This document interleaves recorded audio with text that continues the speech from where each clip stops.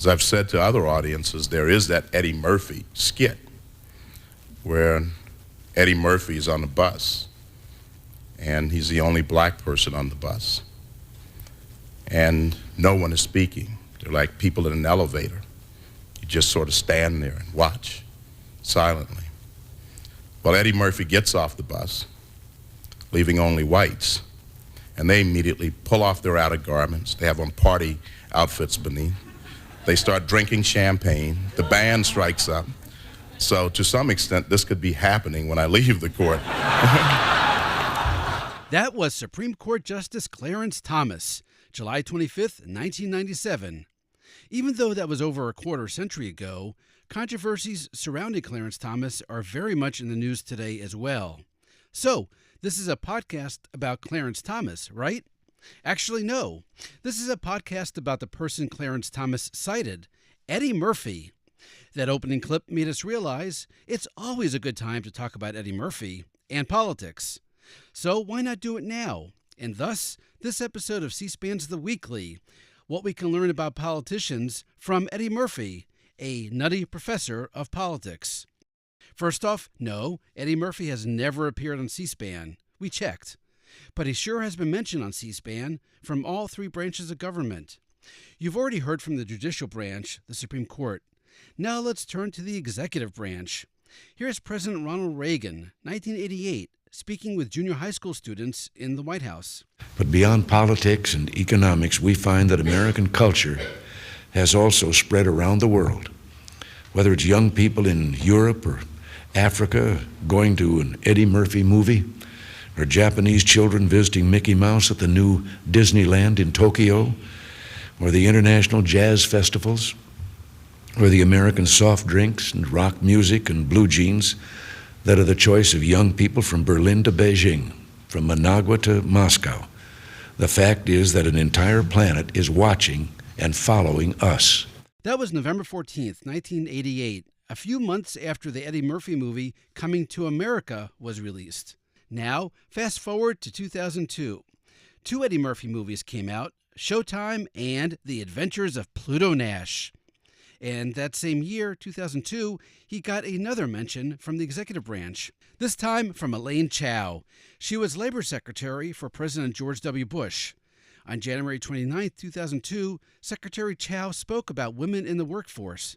She discussed her childhood, which led to this mention of Coming to America. Well, we came to New York. We actually went on the freighter, left Asia, went across the Pacific Ocean, went down Baja California, went across, the Gulf of Mexico, up the coast of New York, and landed in New York, where we were reunited with my father. And at that time, we lived in Queens, New York. How many of you from Queens, New York? There's at least one person from Queens, New York. Two. But how many of you saw Eddie Murphy, Coming to America? Okay, you saw that. Well, Eddie Murphy was this handsome African prince who wanted to find a queen. And so where did he go? He went to Queens, New York. And in Queens, New York, in fact, you remember the neighborhood that he went to? It wasn't a great neighborhood. Well, that was kind of like my neighborhood. Now, the legislative branch. On June 30th, 2010, that's right, the year Shrek Forever After came out, the House held a hearing on the 2008 financial crisis, looking specifically at derivatives. Here's Republican from California, Congressman Bill Thomas. The movie that I think of when we talk about derivatives, having begun my congressional career on the Agriculture Committee, is the movie Trading Places with Dan Aykroyd and Eddie Murphy, and their attempt to corner the orange juice futures market, because most people will think about derivatives in terms of the classic pork belly or oil and the rest. That was in a committee hearing. Now let's move to the floor of the House of Representatives. December 16th, 2011, Here's Congressman Rob Woodall, a Republican from Georgia. There was a line in The Distinguished Gentleman, Mr. Speaker. I'm going to date myself by going back to when Eddie Murphy's movies were early and funny back in the day. And The Distinguished Gentleman was a tale of a fellow who got elected to Congress by accident, and he was going along with the process, and he walked up to a powerful committee chairman, and the committee chairman said, "How do you feel about sugar subsidies?" And Eddie Murphy, being Eddie Murphy, and a new congressman said, "Well, Mr. Chairman, how should I feel about sugar subsidies?" And the chairman said, "It doesn't matter, because if you support sugar subsidies, we're going to get you money from the confectioners and the bakers. And if you oppose sugar subsidies, we're going to get you money from the cane growers and the beet growers." There are folks on every side of the issue, Mr. Speaker, in this town. That was in 2011. As you know, that's the year the Eddie Murphy film Tower Heist came out. But Congressman Woodall was referring to The Distinguished Gentleman, which came out 2 decades earlier, in 1992. The Distinguished Gentleman was written by Marty Kaplan. He appeared on C-SPAN the next year, on January 15th, 1993. One of the reasons we wanted to talk to you here in Hollywood was because you did a movie called The Distinguished Gentleman. You wrote it and produced it? I was, excuse me, I'm the writer and executive producer. Right. Tell the audience that hasn't seen that movie what it is. It's a comedy, although it certainly has some relationship to reality, and so it gives it a tragic undertone, starring Eddie Murphy. It's a story about a con man, a two-bit hustler in Florida, who comes to understand that if you are a hustler, for such a person, heaven is Washington.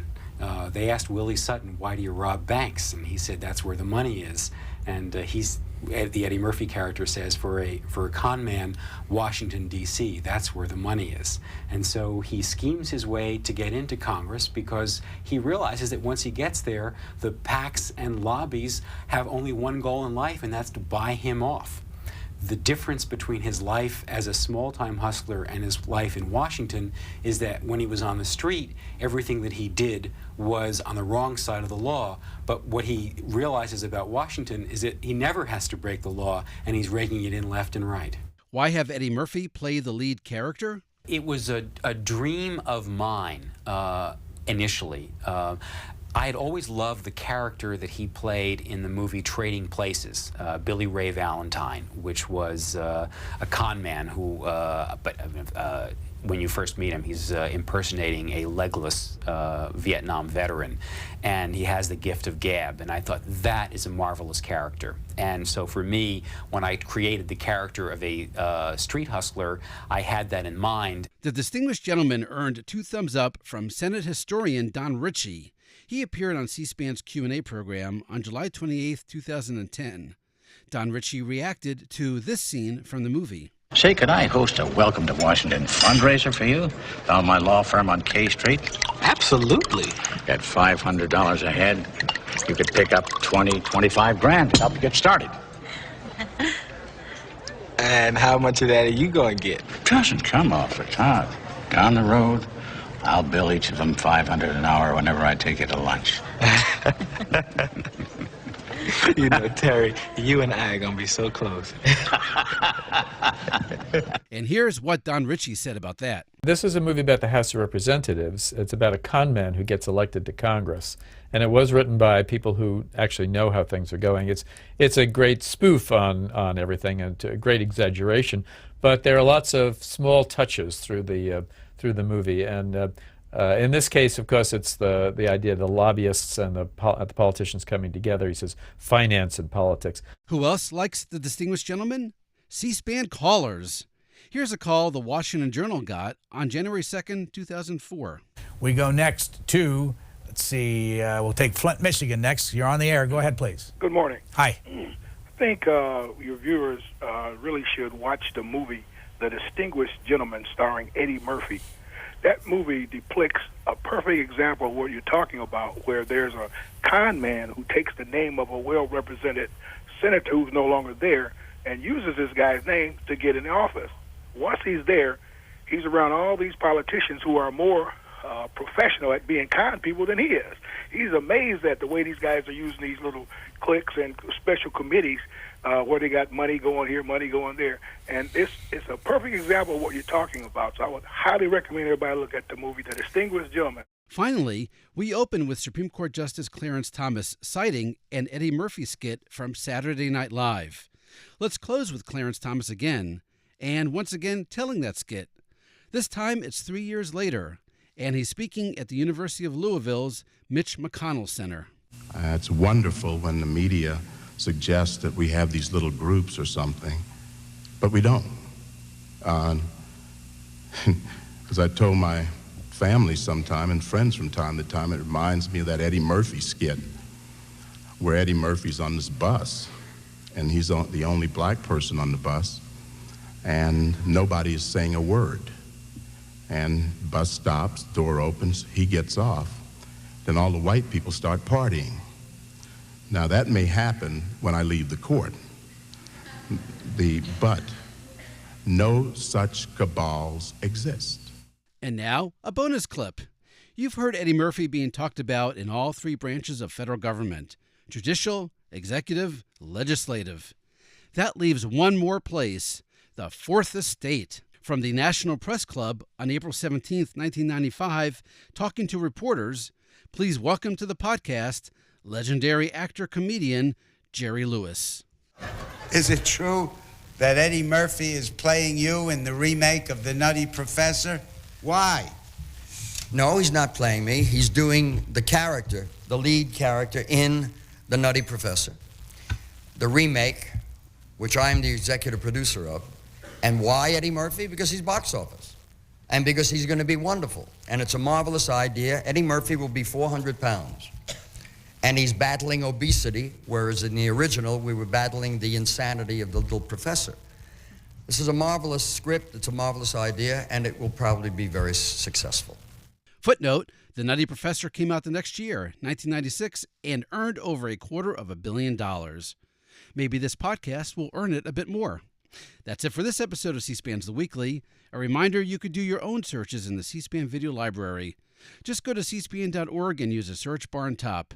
You could do your own searches for Eddie Murphy movies, but a warning, if you search The Distinguished Gentleman, you'll end up with thousands of results.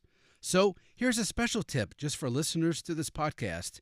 If you search a different Eddie Murphy movie, you'll hear this from President Obama from his visit to Los Angeles in November 2013. But there's a natural connection between me and DreamWorks. I don't know if you know this, but my ears were one of the inspirations for Shrek.